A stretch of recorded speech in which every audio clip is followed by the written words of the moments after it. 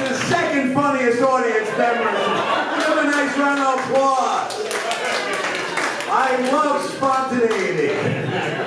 Please welcome a very funny guy, Moishie Gamss. Give Moishie a nice round of applause. Give it up for Moishie. All right, that was take two. Well, thank you all for coming out tonight. Really appreciate it.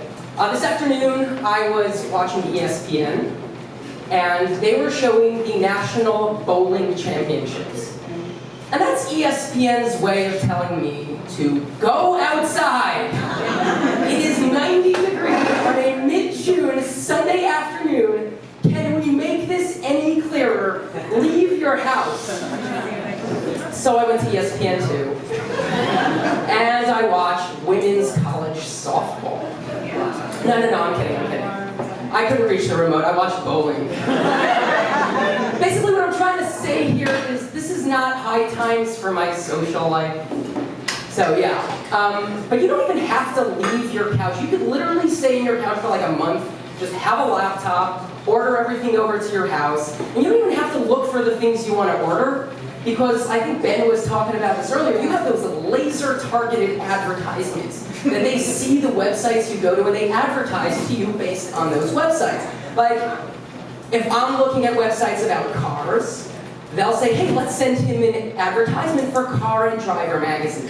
Or if I'm looking at websites for sports or music, they'll say, hey, let's send him an advertisement for StubHub or SeatGeek. Or if I'm looking at websites for World of Warcraft or Dungeons and Dragons, they'll say, hey, let's not send him an advertisement about condoms. Like, they know their crowds incredibly well. But they went next level on me this afternoon. So I was at home, and I'm gonna be honest here, I farted. You know, people do it. I'm not ashamed. Everybody does it. But then I go online, and there's an ad for Febreze. How do that? I'm gonna visualize this for you for just 1 minute.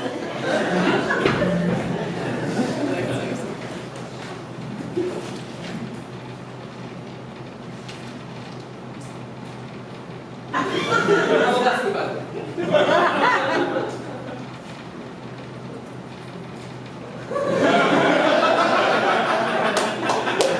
It's nuts. They're amazing at this. But my favorite thing about this targeted advertising is that they didn't always do this. This probably started about 8 years ago, and right when it was starting, you had the people that knew what was going on, and the people that didn't know what was going on.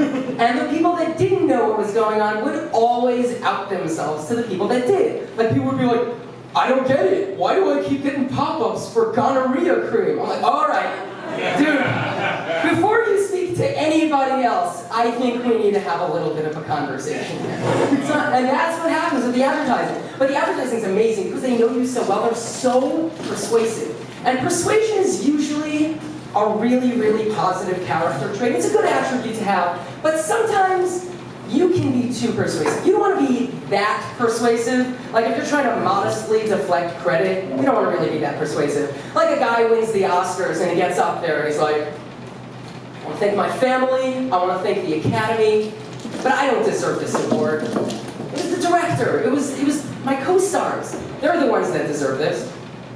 I feel like he's a little bit more persuasive. I'm going to be like, you know, he's kind of right. I don't think he deserves this award. That's a little too persuasive. Or if you've ever seen the movie Schindler's List. So let me fill you in if you haven't seen it yet. Oskar Schindler saves roughly 1,100 Jews from the Holocaust. And in the last scene, it's a really, really powerful scene. He's surrounded by hundreds of Jews, and they're all honoring him, and they're thanking him. And they're saying, oh, it's like you've saved worlds. And he just like takes out a gold ring. It's like, this gold ring, I could have sold it. I could have saved 2 more people. Or my car, I didn't need to drive the car. I could have sold it to 10 more people. I could have done more. He starts crying. It's a really emotional scene. I feel like he was a little bit more persuasive. They'd be like, hey, wait a minute. He could have saved more people. What an idiot. That's a little too persuasive. You want to tone it down just a little bit. But the advertisements, like we were talking about, they're not over-persuasive. They're perfect. They know you to a T. And I think what this does, it's just like everything is almost automated in our life. Like I said, you could sit on your couch for a month and not get up. It kind of drives people to be a little bit lazy. It brings out certain bad characteristics of people. Couldn't care less. You do you want to be lazy, that's fine. The problem is when it starts messing with my head, and it shows me how bad of a person I can be. We're about halfway through 2017, and that means for the last year and a half, there have been way too many celebrity deaths. Way too many. It's really sad. But what all of that has done is it's kind of like unlocked this dark area in my psyche that, like, I'll be on Facebook and they have a little trending section. I'm not sure if you're familiar with the trending section, but it's like this small thing that this is what people are talking about. It gives you a blurb, then you click on it, and then you can see the full article. So every time I see a celebrity's name, the little bad evil guy in the back of my psyche is kind of hoping, maybe just a little bit. Now look, I'm not trying to say that I hope this celebrity's dead. I think that would be terrible. But I'm just saying, with all the news that's coming at us, it's go big or go home. It's top shelf news or bust. So when Queen Elizabeth is trending, at first I get a little bit nervous, like, oh no, she's old. This could be bad. But then the evil guy pops in my head and he's like, we might have news today. Oh, she missed church because she was sick? That is mildly disappointing. And I feel like the joke might have gone a little better if I used like Trump or Kanye West as an example. I feel like more people would have been on board with it, but that's all I got for you tonight. Thank you for coming.